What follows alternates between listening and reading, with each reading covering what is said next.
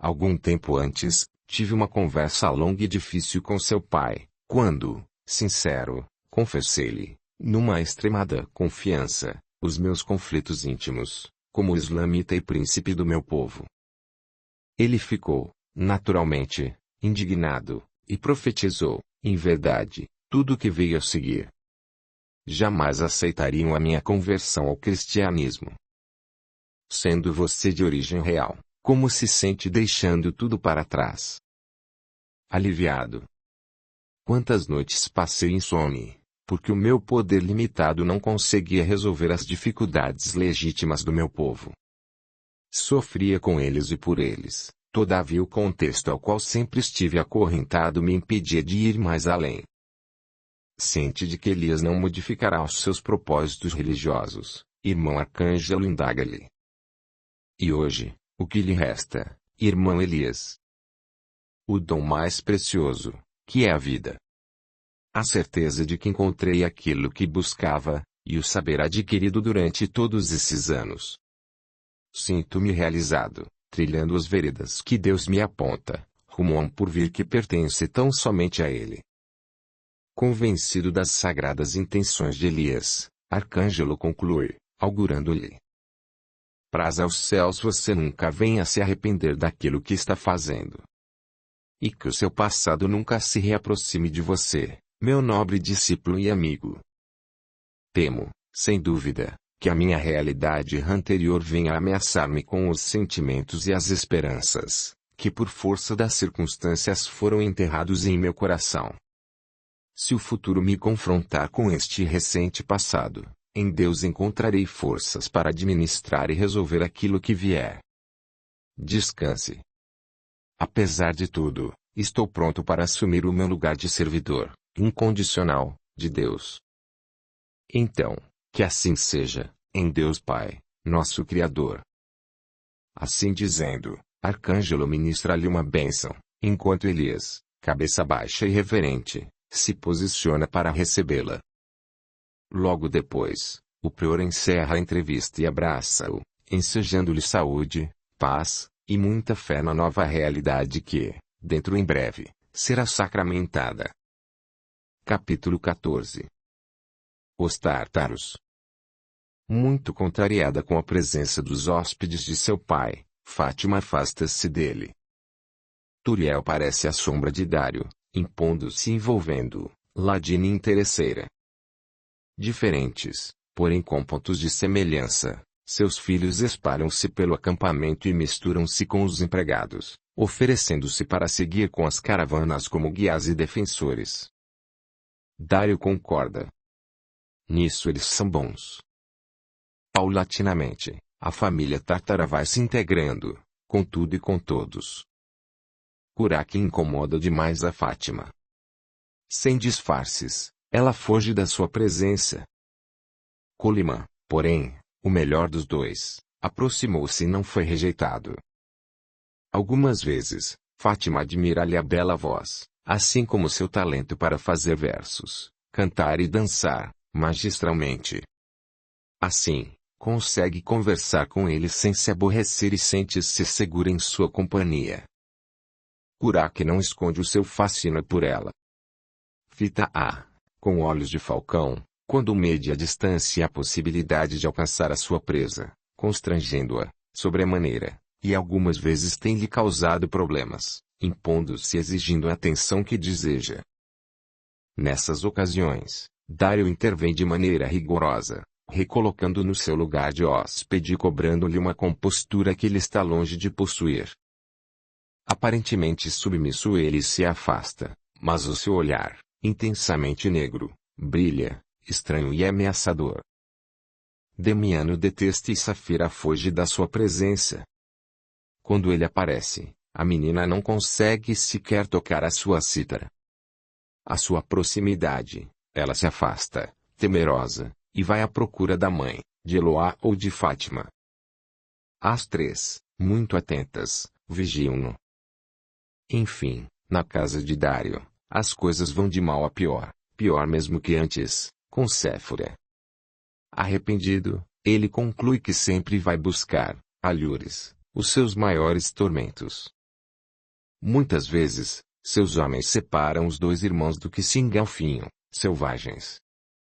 Essas brigas quase sempre têm por motivo a atenção de Fátima. Um dos irmãos o defende, protetor e ciumento, enquanto o outro ataca, violento e ciumento, também.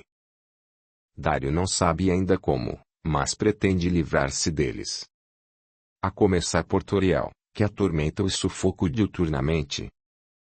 Como homem, todavia, não lhe rejeita os carinhos que vêm a calhar, diante da sua saudade e carência, no louco amor que ainda sente por Séfora. Assim, ele aguarda uma ocasião favorável para mandá-los de volta às suas vidas e à sua terra. Felizmente, os frutos da viagem não são apenas estes que lhe tiram o sossego e a condição de ser feliz. Não fosse assim, lamentaria o dia no qual decidira voltar àquelas terras distantes e tão queridas do seu coração. Audiolivro realizado pelo canal Surya Chand Audiobook. Capítulo 15. Premonições. Afinal, algum tempo se passou, em meio aos mesmos tormentos e providências para evitar situações desastrosas. Hoje, Fátima despertou, mais que nunca, envolvida em maus pressentimentos. Ela ainda ignora que Dário pretende dar um basta à situação absurda, na qual atirou, sem querer, a sua casa e a vida de todos. Não suporta mais a convivência com Toriel. Esta, ambiciosa e venal, explorou, arbitrariamente, e sem remorsos. Dário trocou, a própria revelia, um prejuízo por outro. Interesseira, ela sonha com uma posição privilegiada, para os seus dois filhos, junto ao padrasto.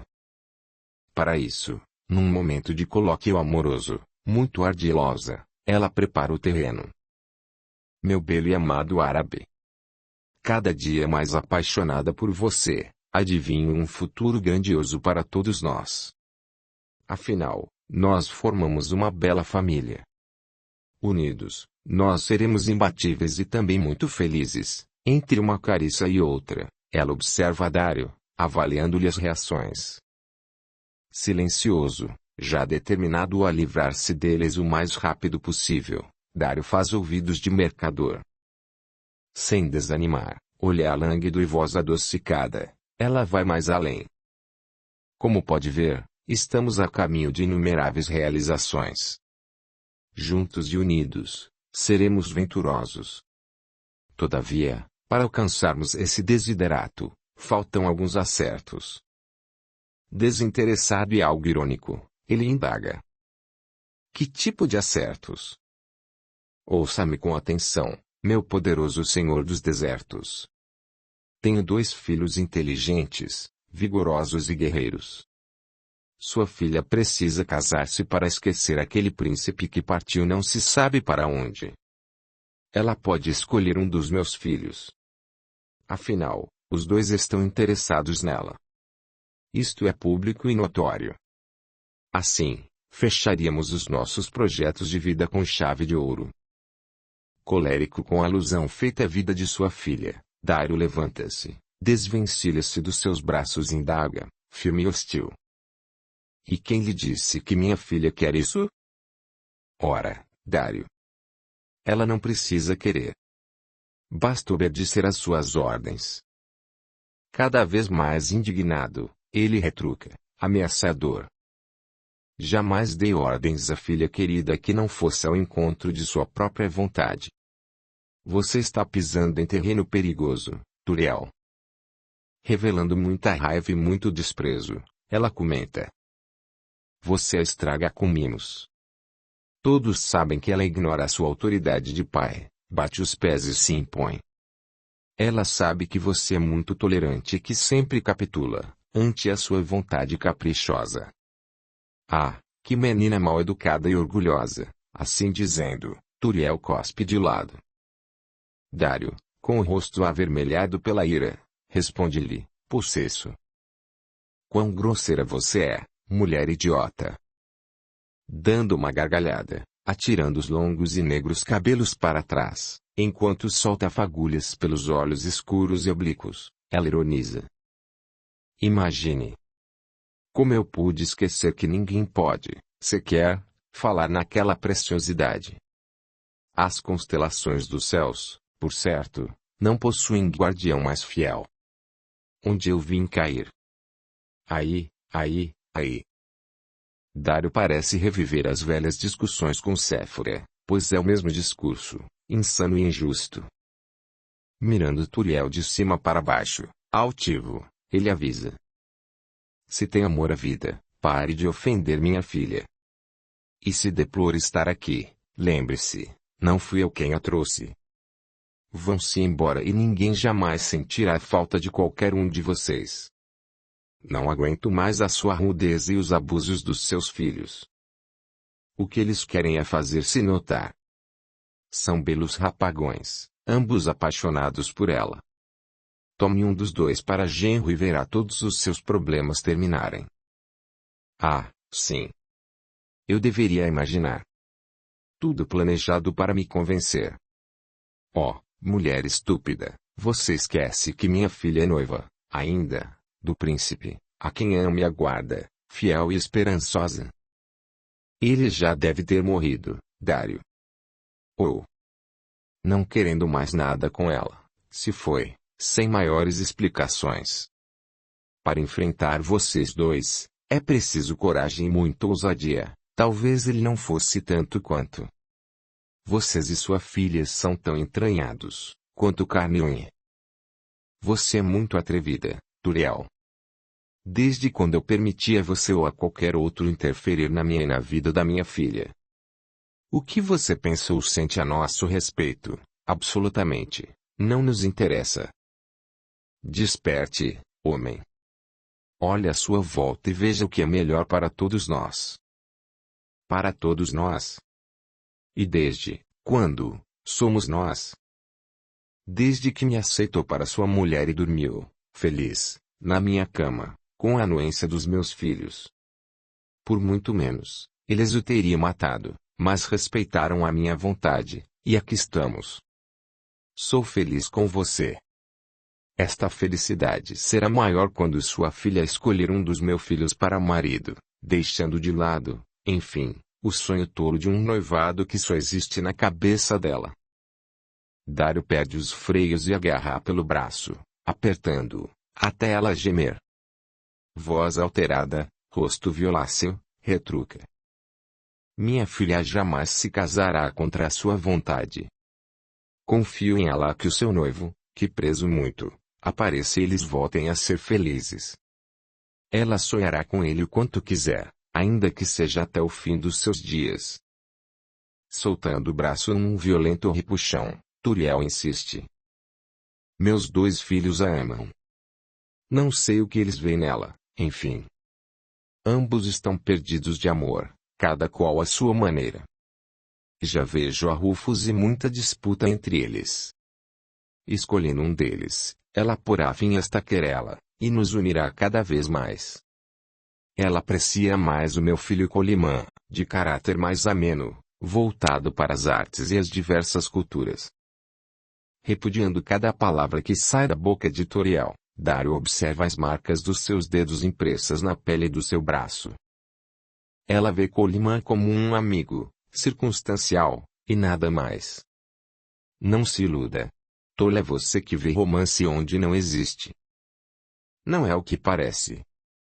Os dois ficam muito bem, juntinhos, a arrulhar como dois pombinhos. Arrulhar? Ah! Você tem uma mente muito fantasiosa. Você, Dário, é que parece cego. Bem, enfim, meu filho Kuraki observa-os e se remoe de ciúmes. Temo que num momento de fúria ele abata o próprio irmão, para tirá-lo do seu caminho. Encerrando o assunto, Dário declara autoritário. Minha filha não é um objeto para ser disputado à sua revelia. Proíbo, ouça bem, terminantemente, aos três, que se intrometam na sua vida.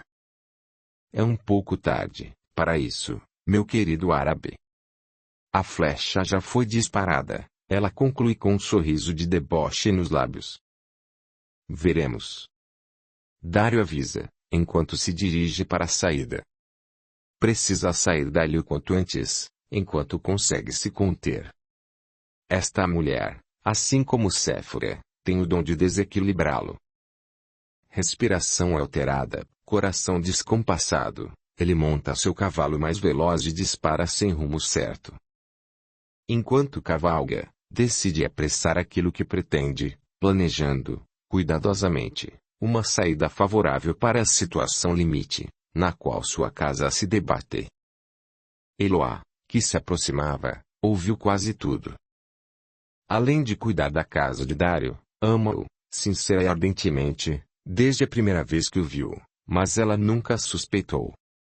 Lamento nas suas experiências malogradas para ser feliz, desde que a mãe de Fátima morreu.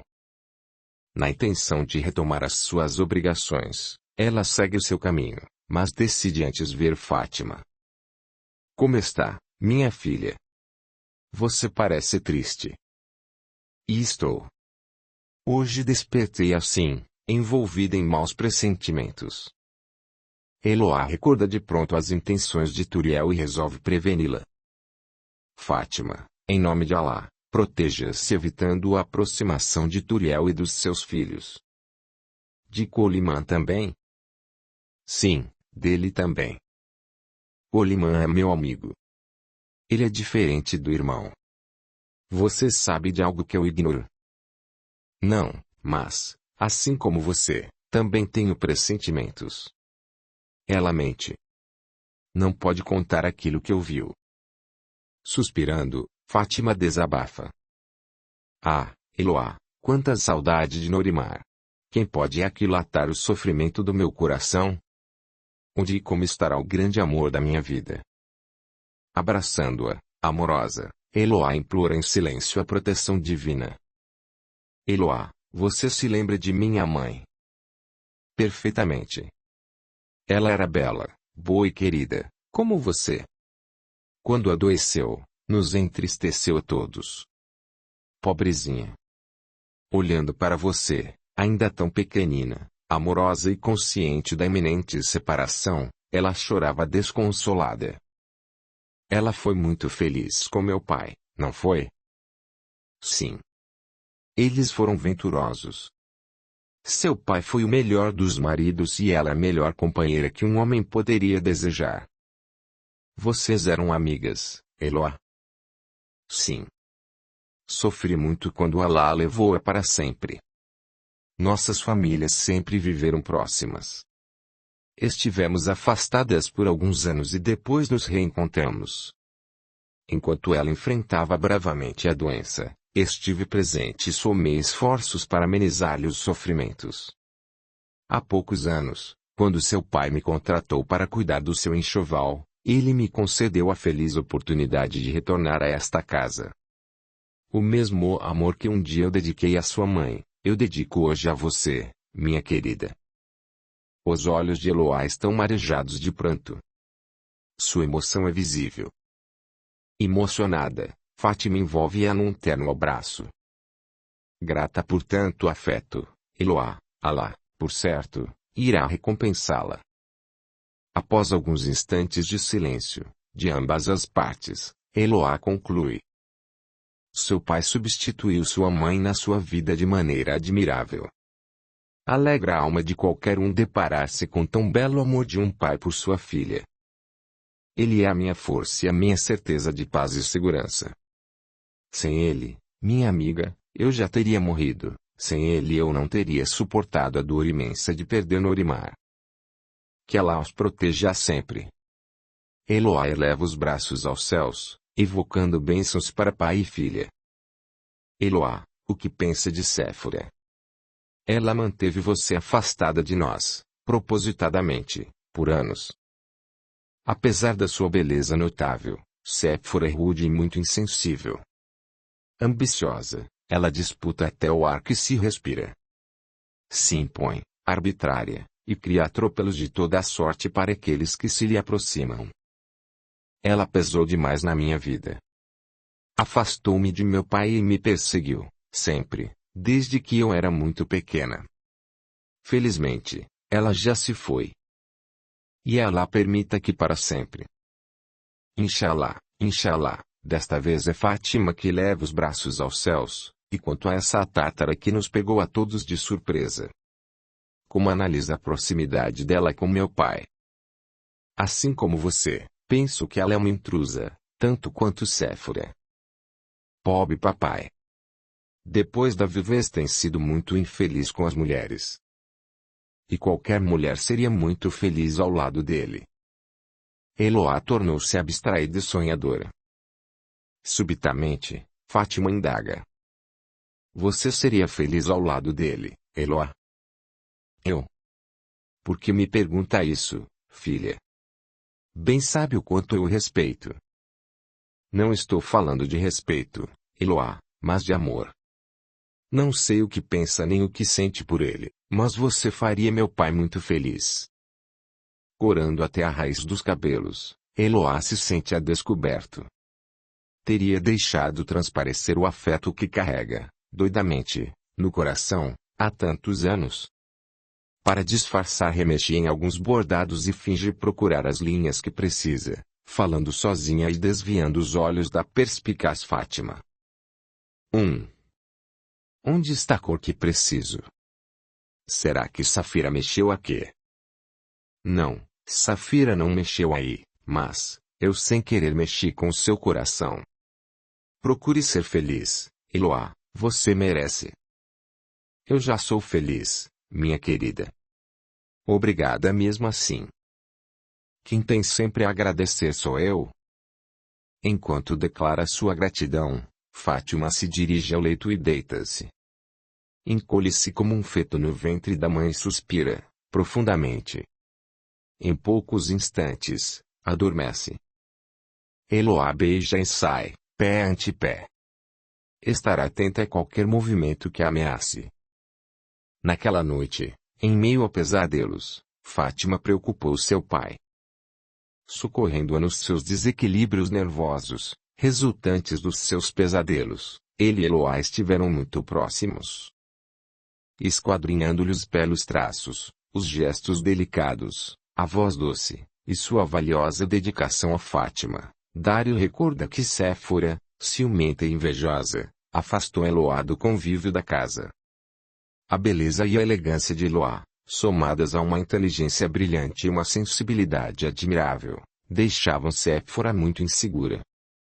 Profundamente grato e reverente é tanta abnegação, alegra-se em sua companhia, que de certa forma ameniza a anterior contrariedade, causada pela discussão com Toriel. Juntos, eles cuidaram de Fátima até pela manhã, quando finalmente, pareceu serenar-se. Na manhã seguinte, Dário faz uma reunião privada com os homens que trabalham com ele. Confessa-lhes a situação desastrosa que está vivendo e comunica-lhes a urgência de recambiar os tártaros à sua terra e à sua gente. Ficam assim reunidos por todo o dia, num lugar distante e ignorado, montando um plano que lhes seja satisfatório. Nos céus da casa de Dário surgem, mais uma vez, nuvens muito escuras e ameaçadoras. Demiana, Eloá, os criados e os serviçais mais chegados que permaneceram na casa, atentos, vigiam tudo, enquanto aguardam-lhe o regresso. Chegando, Dário cuida da sua higiene pessoal, alimenta-se e busca algum repouso. Dia seguinte, pede a Turiel que chame os seus filhos, pois deseja falar-lhes. Curiosa é muito preocupada, ela sai e retorna com eles. Frente a frente, Dário fita-os, os 13 a cada qual, enquanto procura as palavras adequadas, a fim de explicar-lhes as razões da sua convocação. Bem, pedi que viessem porque preciso falar-lhes a respeito das suas permanências aqui.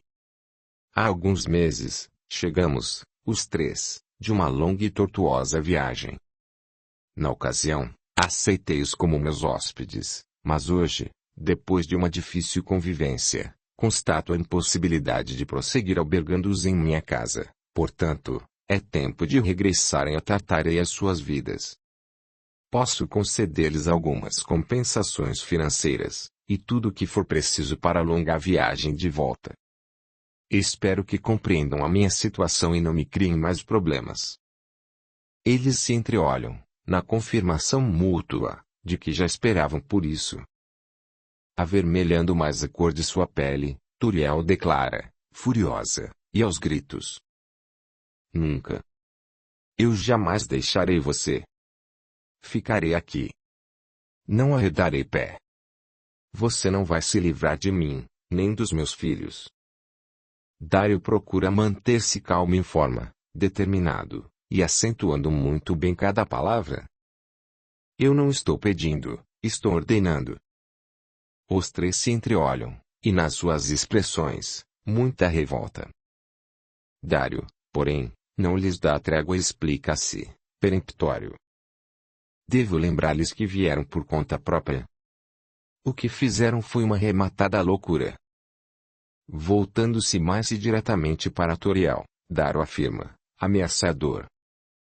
E quanto a você, irá, sim. Nem que seja amarrada no lombo de uma mula. Ante a ameaça de Dário a Turiel, os dois irmãos sacam, rápidos, as adagas que carregam na cintura, mas, num ótimo, fortemente armados e com um brilho sinistro nos olhos, homens surgem de todos os lados, desiludindo-os do tentame. Esperando exatamente essa reação da família de Turiel, Dário contratara reforços. A isso já está acostumado. Em sua vida de mercador, não poucas vezes precisa defender-se, sua casa, ou sua caravana e sua preciosa carga. Acatem as minhas ordens e todos sairemos ganhando, avisa. Os rapazes trocam olhares com a mãe, acordes entre si. Fitando Dário, furiosa, mas em silêncio, Turiel faz um gesto para os filhos. Pisando forte e ruidosamente, eles saem sem trocar palavra.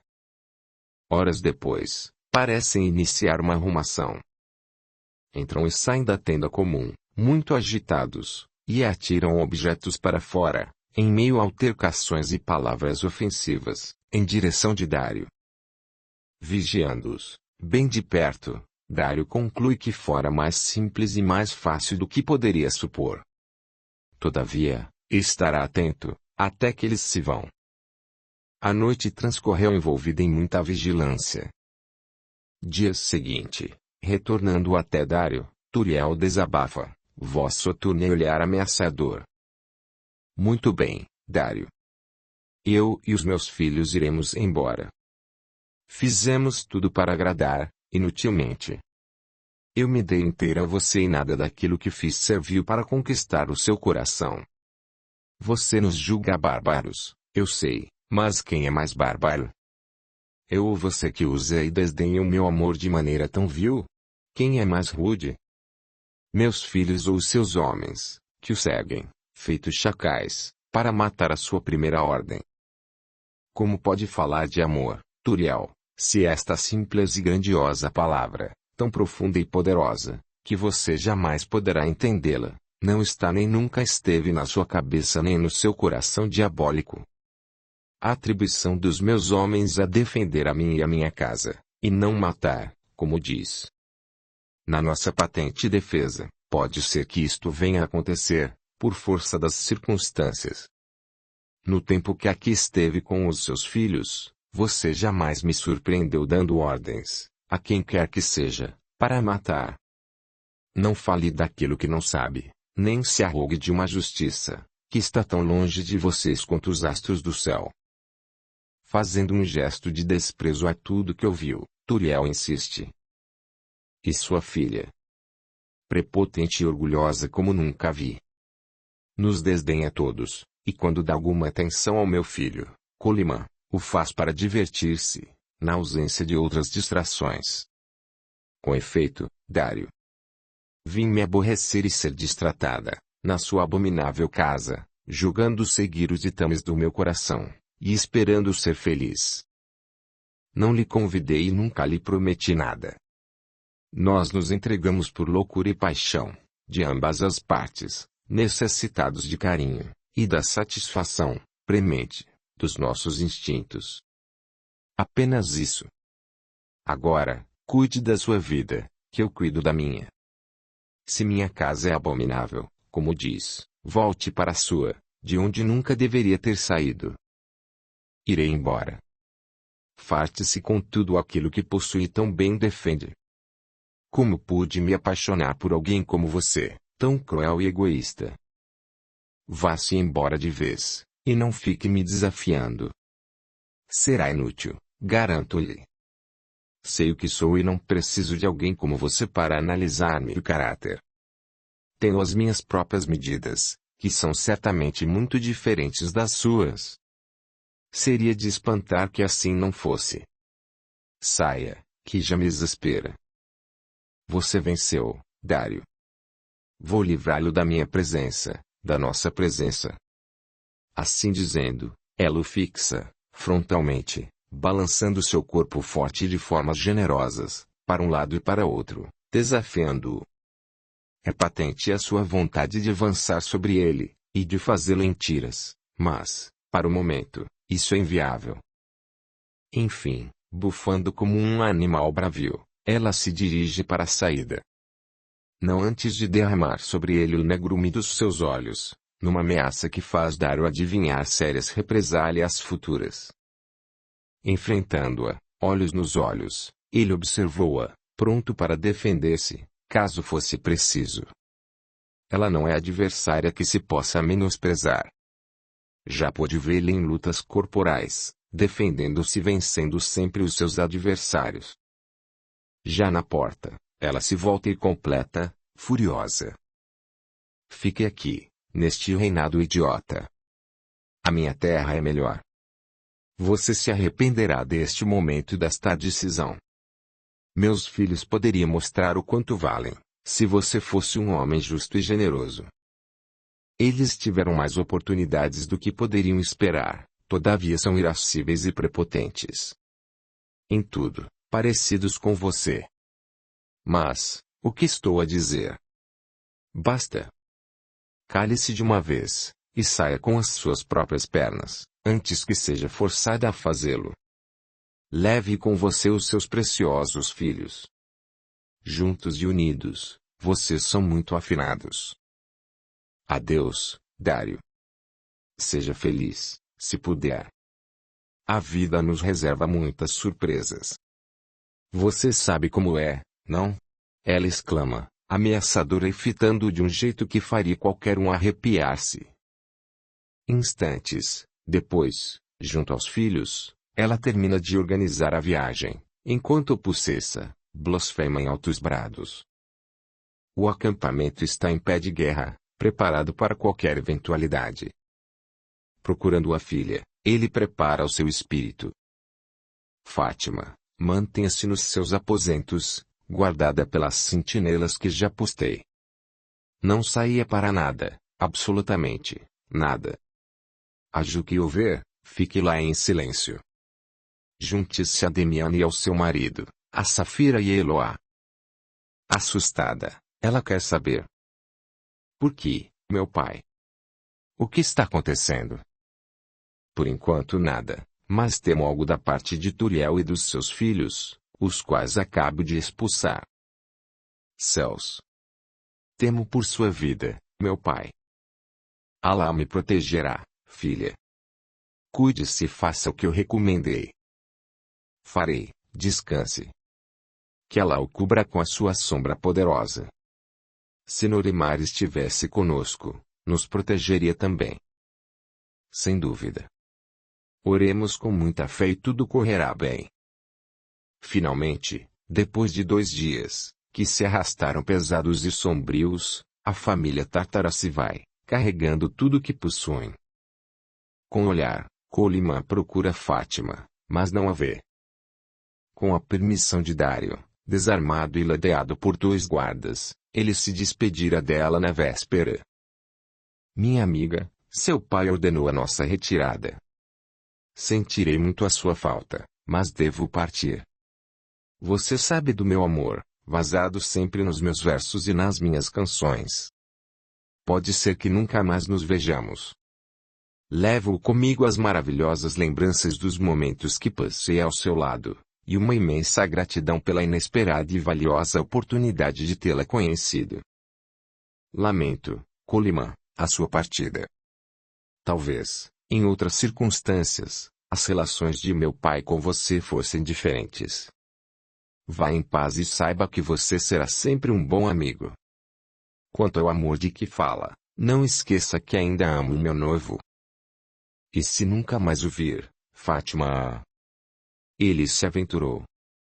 Isso em nada modificará os meus sentimentos. O verdadeiro amor independe da presença física do ser amado. Existirá sempre, apesar e acima de tudo. Isto valerá para mim também. Afável, Fátima aconselha. Não faça isso. Procure ser feliz. Amar e não ser amado é um tormento. Não queira sofrer inutilmente. O coração é misterioso e arbitrário, minha cara. Ele não raciocina nem se submete. Tirano, por excelência, persiste amando, como você mesmo disse, acima e apesar de tudo. Somente eu posso aquilatar a intensidade e o tamanho do meu amor por você. Quem sabe a vida me permitirá conquistá-la mais à frente. Ninguém conhece o futuro. Ninguém conhece o futuro, mas eu conheço o meu coração, Colimã. Vou morrer amando sempre ao meu noivo. Veremos, Fátima. Somos meros mortais e a vida, plena de surpresas, ele comenta, sorrindo, apesar da imensa tristeza. Não desistirá deste amor que invadiu o seu ser, e submete, poderoso, o seu coração, à revelia da sua própria razão e das circunstâncias. Duvidando de tudo que ele diz, ela se despede, enfim. Meu bom amigo, que os céus os levem em paz até a sua terra tão distante. Conte sempre com a minha afeição e eterna gratidão. Inclinando-se, sedutor, ele fixa o seu olhar negro intenso sobre Fátima e conclui. Por enquanto, isso me basta. Até outro dia, Fátima. Que Allah a abençoe e lhe conceda muita saúde e muita paz. Fique com o meu amor e a minha saudade. Dário, próximo, observou-os, muito atento. Consentirá naquela entrevista, porque sabe que seria do agrado da filha, todavia, não se descuidou da sua segurança. Enfim, o sol mal começava a surgir no horizonte, como faz todos os dias, quando a família se foi. Cena triste e sinistra.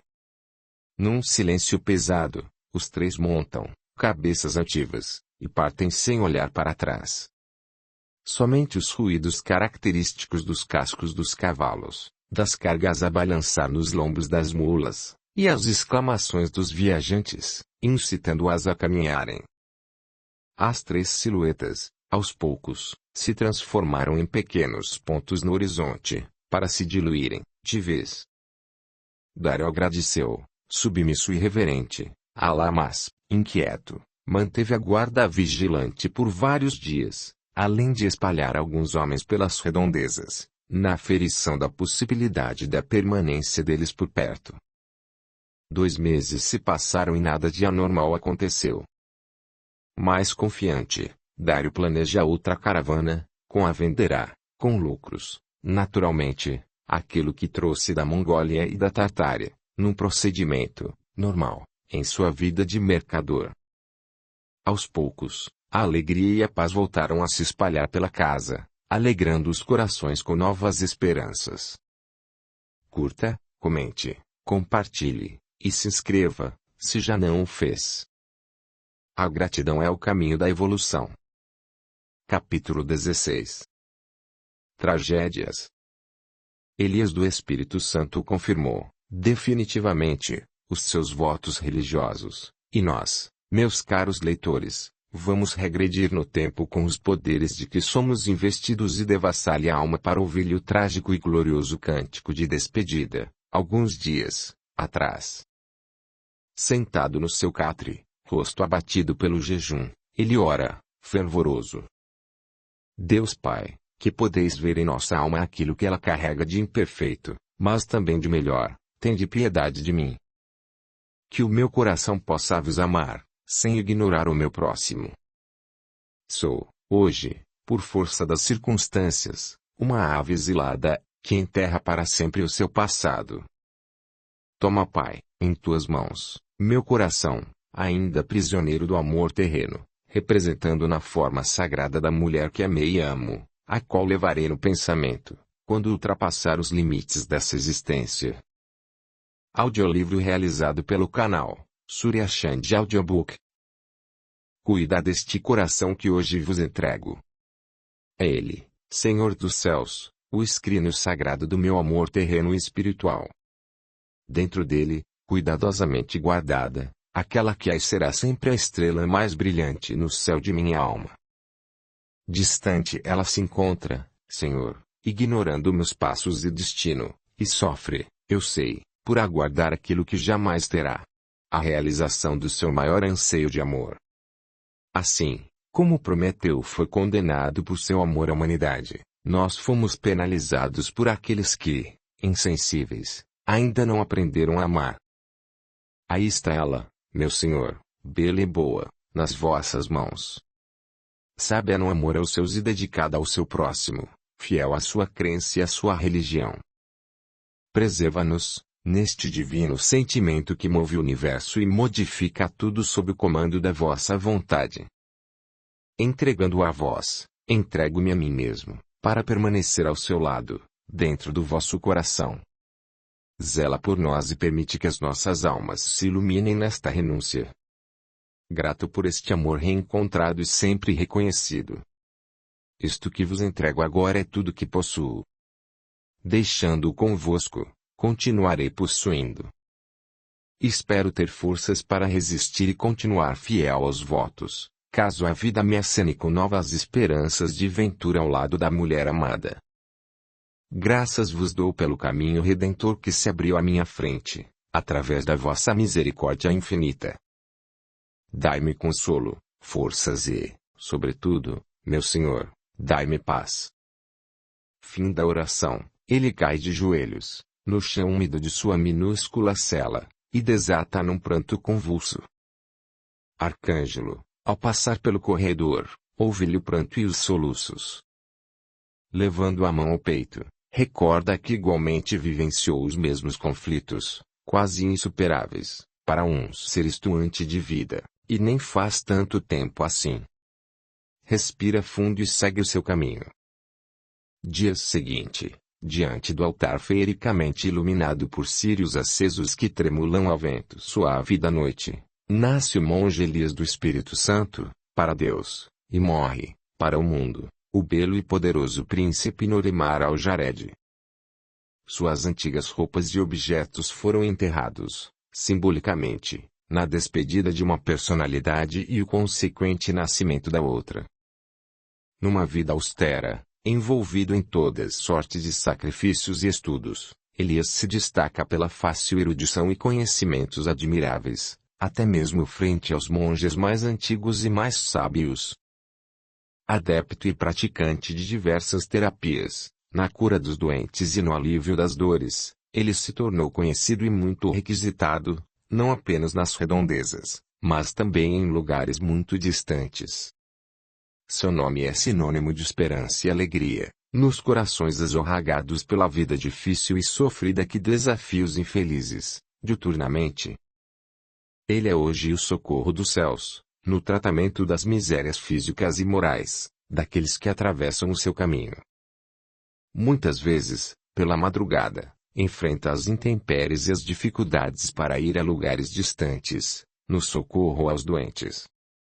Em alguns anos, Elias transformou-se num ser macérrimo, com barba e cabelos grisalhos e longos. De grande estatura, hoje caminha encurvado, como se carregasse o mundo nas costas, semelhante a uma palmeira do deserto, abatida pela força inclemente dos ventos.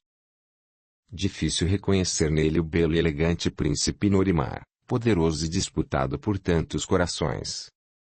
Sua nova vida transformou-o no legítimo asceta. Seu olhar penetrante mais penetrante se tornou, pelo conhecimento adquirido da alma humana, a qual passou a desvelar naturalmente. Sua presença e as suas prédicas consolam e esclarecem a muitos, enquanto a outros, faz repensar a própria vida. Algumas vezes ainda, podemos surpreendê-lo a chorar e a pedir perdão a Deus, pela fraqueza de recordar, saudoso, a mulher amada. Esta, à distância, jamais conformada, continua solitária. Sua alma está irrevogavelmente ligada ao noivo querido, que um dia desapareceu e nunca mais voltou. Fascinado pelos dotes físicos e espirituais de Eloá, Dário casou-se com ela. Antes que a sorte lhe escapasse como areia fina, ele sacramentou a união que finalmente lhe assinava com a almejada felicidade. Eloá realizou, enfim, o seu amor, acalentado há tanto tempo e ignorado por Dário. Foram muitos dias de festas e de danças.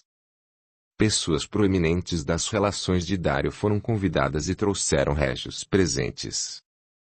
Eloá, muito elegante, no seu rico traje de casamento, encantou a todos, com sua simpatia, sua beleza, inteligência e bondade.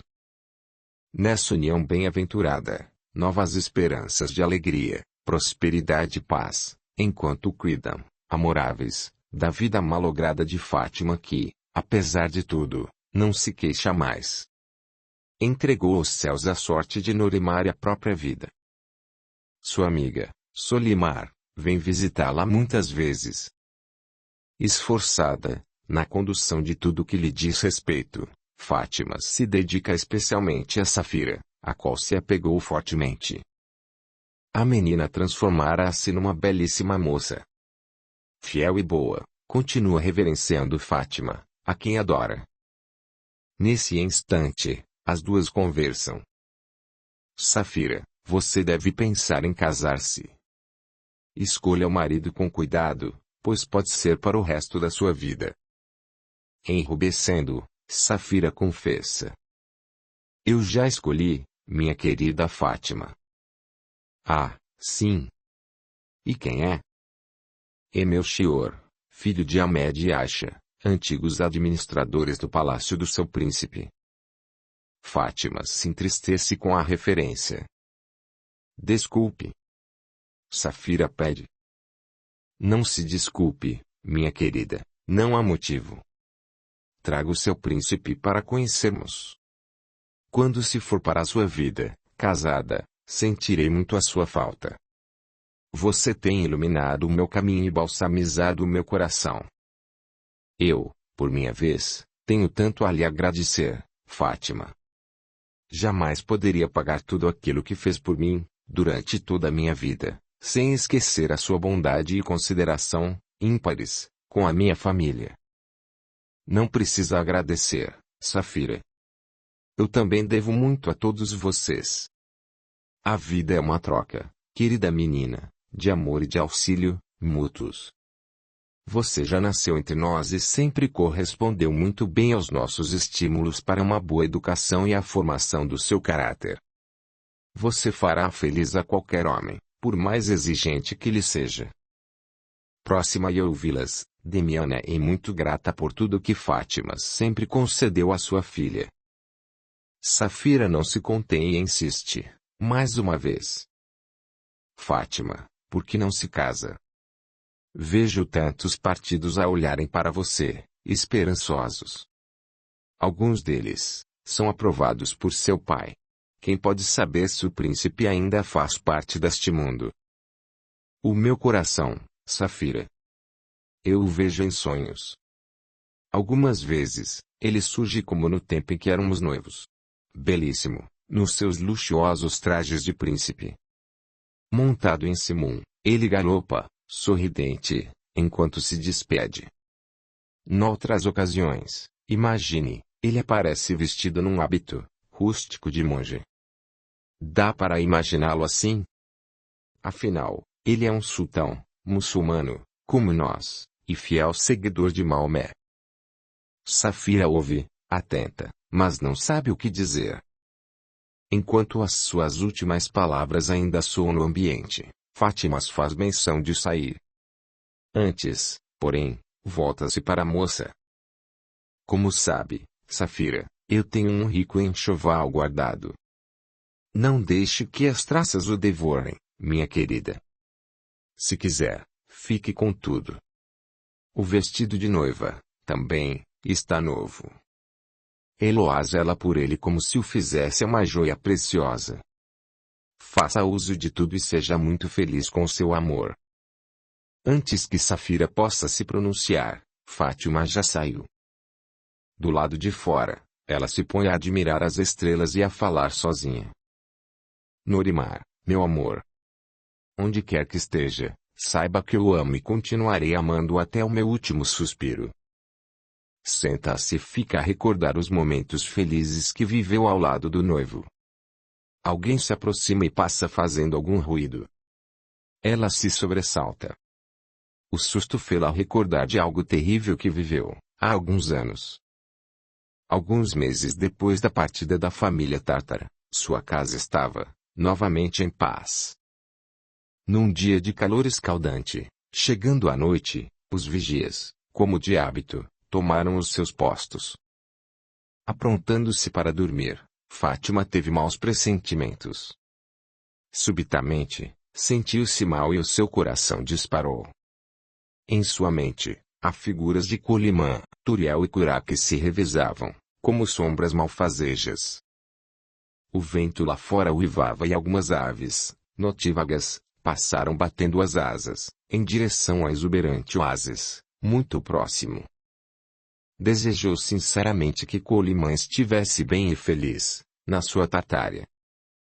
Fez as suas orações, pediu proteção a Alá e deitou-se, buscando repouso e refazimento, mas uma inquietação inexplicável tomou conta de sua alma. Passado algum tempo, ainda insônia e inquieta, ouviu um estranho zunido e um gemido, seguidos de um baque surdo. Levantou-se, rápida, para sair e clamar pelos guardas, quando irrompendo o quarto adentro, rápido como um raio, olhos fuzilando de audácia, Curá-que alcançou-a, tapou-lhe a boca e tolheu seus movimentos. Fátima se defendeu como pôde, mas ele a dominou completamente. De imediato, analisando, invasivo, cada parte do seu corpo, que ao debater-se, em meio às sedas e rendas, tornava-se quase desnudo, descontrolado e compulsivo, ele tirou a mão da sua boca, na intenção de selá-la com um beijo. Reagindo, tal qual uma leoa furiosa, Fátima teve tempo de gritar. Como resposta, Colimã surgiu, pálido de morte, arco esticado nas mãos e a seta pronta para ser disparada. Os fatos se sucediam como num terrível pesadelo. Flagrando a intenção do irmão que não deixava dúvidas, Colimã disparou, incontinenti, uma flecha que atravessou o seu ombro. Urrando de dor, Curá-que soltou Fátima para socorrer-se. Desatinado e violento, ele tentou arrancar a flecha, sem contudo conseguir. Agiu auxiliada por Colimã, que num olhar tão rápido quanto o clarão de um relâmpago se fez entender, rogando-lhe perdão, Fátima fugiu. Em pânico, ela se viu do lado de fora a correr com todas as forças e a gritar por seu pai e pelos guardas. Estes acorreram e surpreenderam os dois irmãos engalfinhando-os a rolarem-se furiosos no chão, numa luta de vida e de morte. Colimã sustentava com força hercúlea o braço do irmão, que tentava matá-lo com sua adaga de lâmina afiada e longa. O seu arco, no chão. As flechas fora da aljava e espalhadas. Colimã conseguiu desarmá-lo e a adaga voou para longe.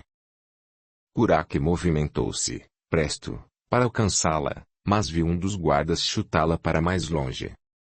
Voltando-se, rápido como um felino, avançou para ele, quando, com sua espada sarracena, num golpe violento e preciso, o sentinela o degolou. Curá-que caiu de joelhos, em convulsões, enquanto sua cabeça voava para longe, sem direção e espirrando sangue para todos os lados. Seu corpo desabou, por fim, mole e pesado, num quadro de horror.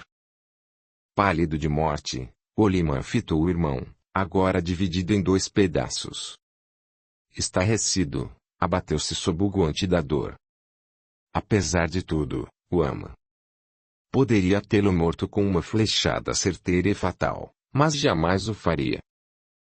Escorregou para o chão, hebetado, e sentou-se sobre os calcanhares, sem tentar fugir. O impacto da grande perda tirou-lhe as defesas e, Mais que isso, arrebatou-lhe as forças para continuar vivendo. Em choque, enquanto retiravam dali os despojos do irmão, remetia os seus pensamentos até sua mãe. Esta, passional e violenta, enlouquecerá de dor. Colimã foi preso, sem reação, e conduzido a uma das tendas. Preso incomunicável, soltou o pranto represado e chorou, como jamais alguém imaginaria ser ele capaz. Ele e Kurak, apesar das diferenças, foram, quase sempre parceiros em tudo. Muito cedo aprenderam as artes de ataque e defesa, e a cavalgar indômitos, como dois guerreiros. Agora, Kurak se foi à sua própria sorte e já está lançada. Jamais realizará os seus sonhos de ser feliz com Fátima. Deplora, muito angustiado, a dor que lhe causou e os riscos, aos quais ela esteve exposta. Ansiou, em patente aflição, poder vê-la, e explicar-se. Dizer-lhe que jamais poria a sua vida em perigo. Antes, morreria por ela. Dário, depois de socorrer a filha e acalmar os ânimos, preparou-se para o pior. Julgar e penalizar Colimã. Apesar de tudo, e da sua abominável família, Fátima lhe quer bem, admiro o mesmo. Como conciliar assuntos tão contraditórios? Após muitas horas de reflexão, dirigiu-se à tenda, na qual encontrasse Colimã. Cercado dos seus intendentes mais chegados, adentrou-a e deparou-se com um homem abatido pela dor da perda e completamente derrotado. Assim como Fátima, Dário desenvolveu, ao longo dos meses, alguma afeição por Colimã, e deve-lhe também a sua perene boa vontade para auxiliá-lo, sempre que fora preciso, e até mesmo alguns favores. Frente a frente com ele, respeitoso, surpreende-se num terrível impasse. Muito constrangido, indagou-lhe: o que tem a dizer-me, quanto aos atos criminosos seus e de seu irmão? Envergonhado, Colimã confessa: nós planejamos tudo, antes de sair daqui. Deixamos passar algum tempo, a fim de que nos esquecessem, para depois agirmos com mais segurança. Turiel faz parte disso, não é? Colimã vacila. Falar em sua mãe, diante da tragédia que está vivendo, é extremamente difícil, mas terá de fazê-lo. Felizmente, ela não se está ali. Determinado a pagar o preço da própria ousadia, confirmou. Sim. O plano era raptar Fátima. Para isso, eu matei o sentinela com uma flechada. Kurak deveria imobilizá-la e carregá-la, enquanto do lado de fora, eu vigiava. Tudo parecia correr bem, quando eu ouvi o grito desesperado de Fátima e desgraçadamente suspeitei de Kurak. Expedito, adentrei a tenda e surpreendi a sua torpe intenção de violentá-la, enquanto ela se debatia. Para interromper a sua criminosa intenção e intimidá-lo, atirei e feri o seu ombro, enquanto com meu corpo dava cobertura a ela para que fugisse em segurança. Espero que ela tenha compreendido a minha vergonha e a minha dor, ao vê-la atacada por meu irmão.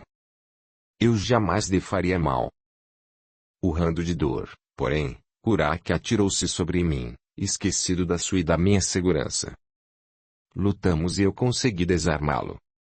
Na inútil tentativa de recuperar a sua adaga, ele surpreendeu-se com um dos seus homens que chutou para mais longe dele. Com a mesma fúria que havia me atacado, Kurak voltou-se para aquele que o desafiava, e investiu contra ele, mas... se eu pudesse viver 100 anos, jamais me esqueceria daquilo que veio depois, e que o Senhor já sabe. Desgraça. Pobre irmão. Bem, aqui estou, tão morto quanto ele entregue em suas mãos. Por que pretendiam sequestrar minha filha? Dário indaga, apenas para esclarecer. Conhece a paixão avassaladora de ambos, por Fátima. Nós a levaríamos para a Tartária. Uma vez lá e distante de tudo, ela capitularia, escolhendo um de nós. A afeição espontânea que sempre nos caracterizou me soprava aos ouvidos da alma, que eu seria o escolhido. Não me julgue ingênuo, Eu sei que meu irmão tentaria arrebatá-la à força, mas eu o impediria, além de contar também com a autoridade de nossa mãe. Enfim, numa grande esperança e num esforço, constante e incansável, eu conquistaria Fátima. Acredita mesmo nisso? Dário indaga, olhos coruscantes. Acreditava, mas depois de hoje, sei que o meu destino tomará rumos muito sombrios. Diga-me, se puder. Qual a implicação de Turiel em tudo o que houve aqui? Vacilando entre responder e calar, ele se decide pela verdade. Ela planejou e nós executamos. Minha mãe pretendia voltar a viver em sua casa e ao seu lado. Saudosa, ele fez planos de futuro, enfatizando, sonhadora. Dário entenderá, enfim, que somos uma família que deseja ser feliz.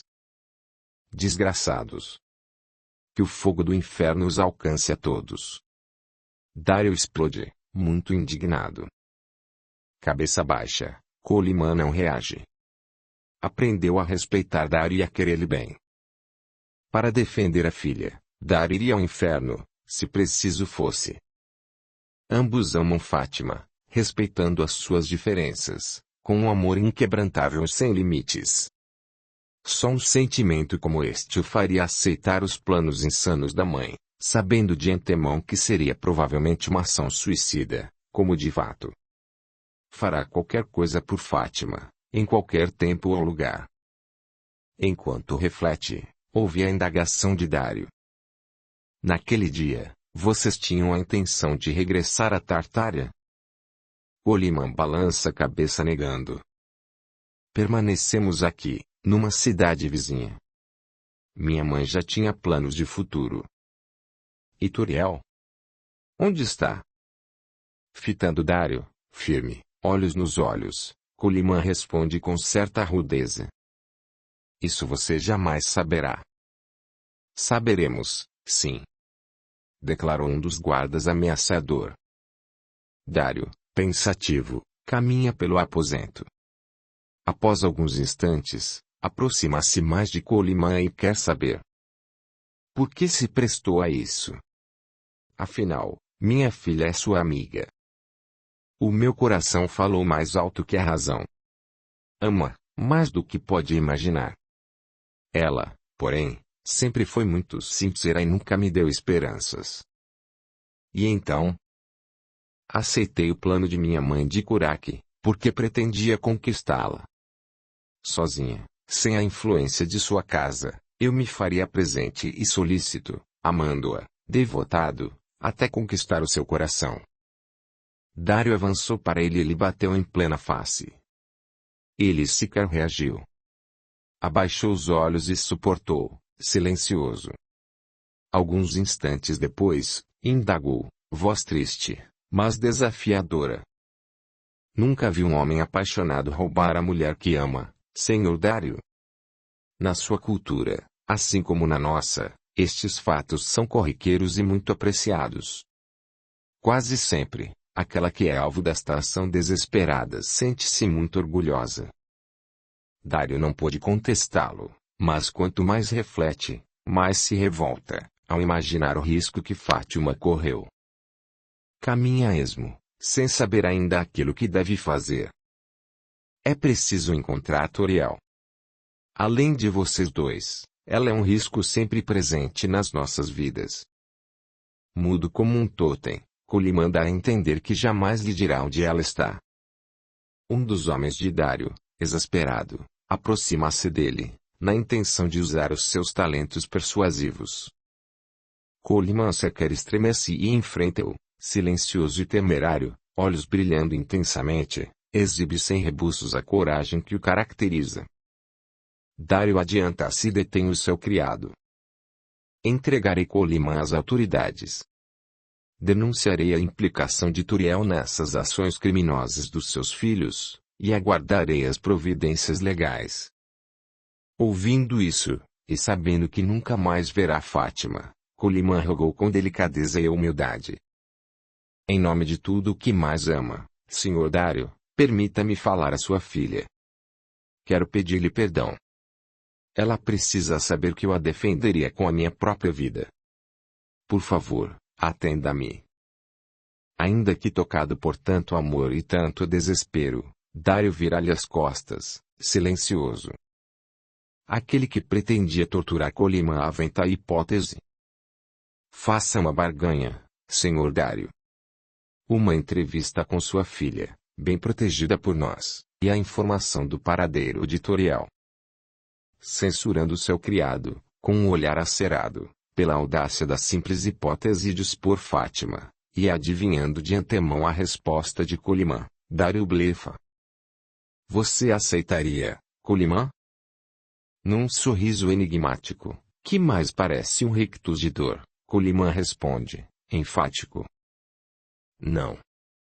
Em seguida, adianta-se alguns metros, à sua frente, aproximando-se da saída, o que agita aqueles que os cercam, na imaginação de uma tentativa de fuga desesperada, fazendo-os cercá-lo, armados até os dentes.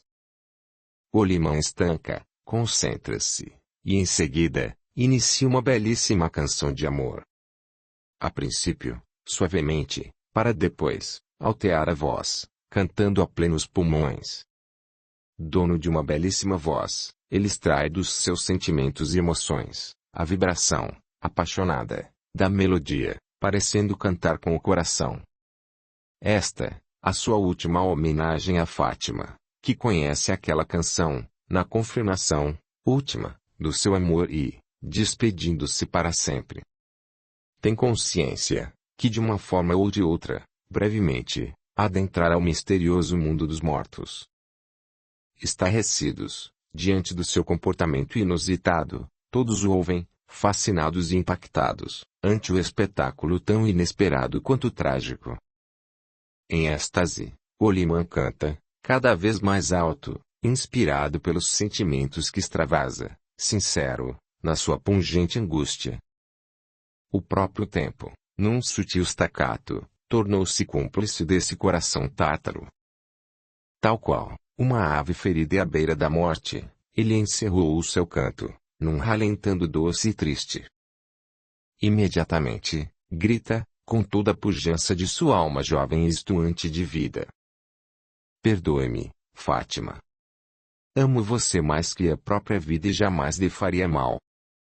Levo você no meu pensamento para a eternidade. Adeus. Suas palavras ecoaram por todo o acampamento, arrepiando a todos, e ao próprio Dario, que decidiu por um fim ao impasse.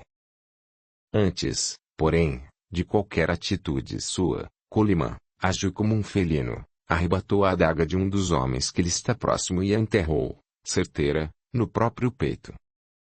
Olhos arregalados, regurgitando sangue, ele cai mansamente, como uma folha seca ao sabor do vento.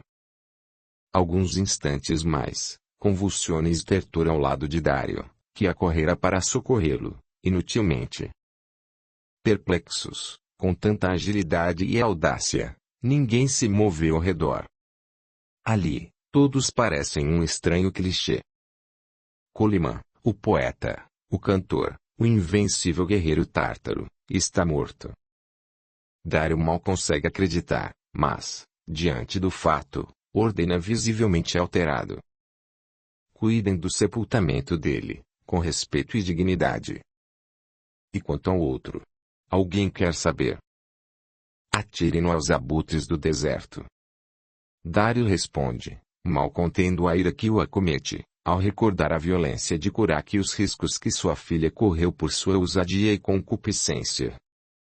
Em seguida, saiu, cabeça baixa, arrasado, e dirigiu-se à sua tenda, onde cuidou da própria higiene, emocionalmente exausto e refletindo sobre tudo o que viveram em tão curto espaço de tempo. Melhorado, enfim, ao menos na aparência, procurou Fátima e encontrou aos prantos. Ao ouvir o canto angustiado de Coleman, ela tapara os ouvidos mas, ouviu até a última nota que saíra de sua bela voz, sua desesperada confirmação do seu louco amor e o seu pedido de perdão. Comebetada, quedou-se, atônita, quase em choque.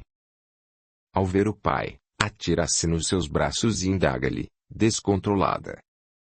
Por que, Meu pai, além de não ser feliz, leva a infelicidade aos outros.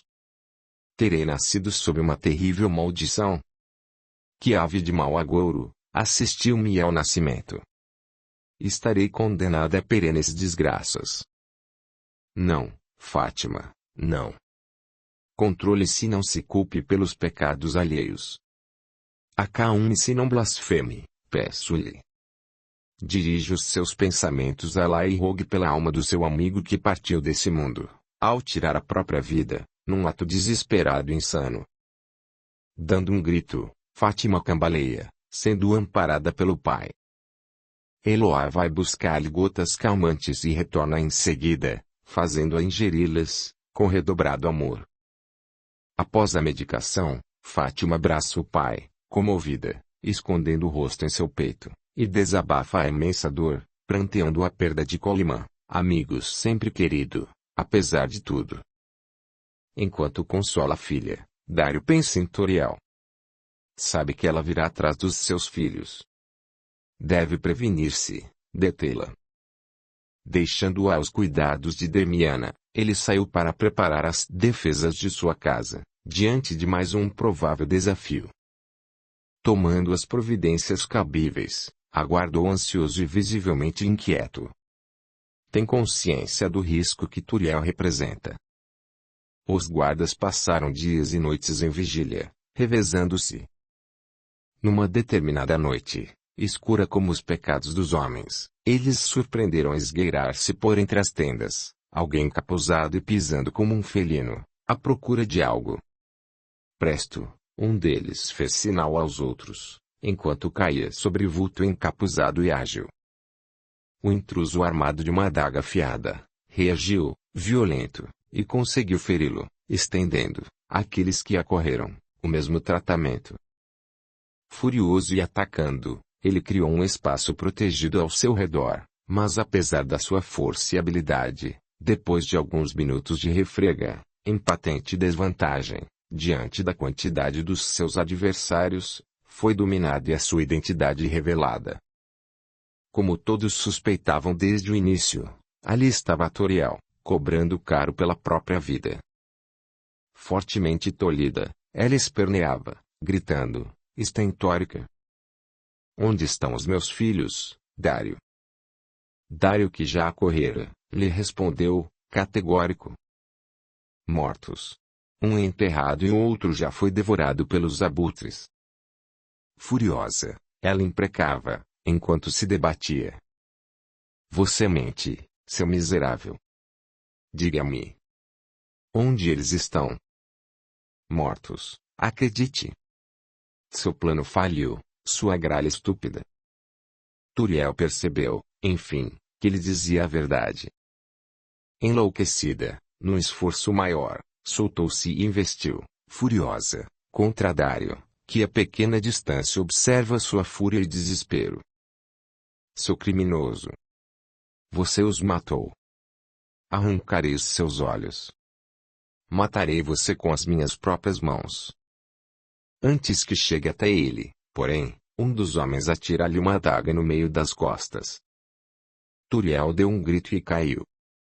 Cheia de ódio, ela escavava o chão com as unhas, enquanto praguejava. Maldito seja, Dário.